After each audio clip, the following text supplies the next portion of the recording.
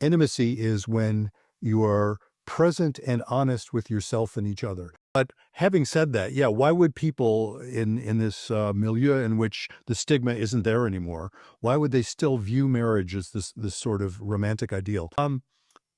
What occurs to me in answering that, because it's the way I always like to think of this stuff, happens to be what I'm focusing on, especially in the next book I'm writing.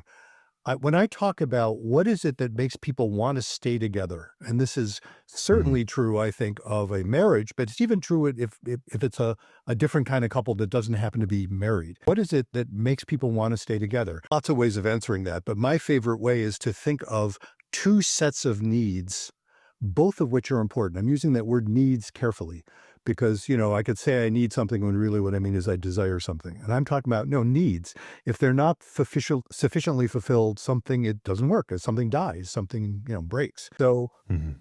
I call these two sets of needs stability and intimacy. And the reason I differentiate, and it relates to that notion of romantic ideal, I think, people will often focus on the notion of intimacy and forget about stability.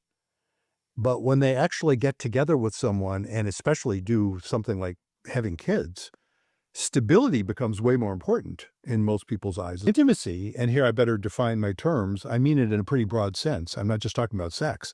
Intimacy is when you are present and honest with yourself and each other. And that's usually how I say it. Another way of saying it, and it relates to what we were talking about earlier when you were talking about what is it, why do I love doing the work I do? What is it, this calling about? Mhm. It's about feeling alive. Intimacy is that feeling of being alive.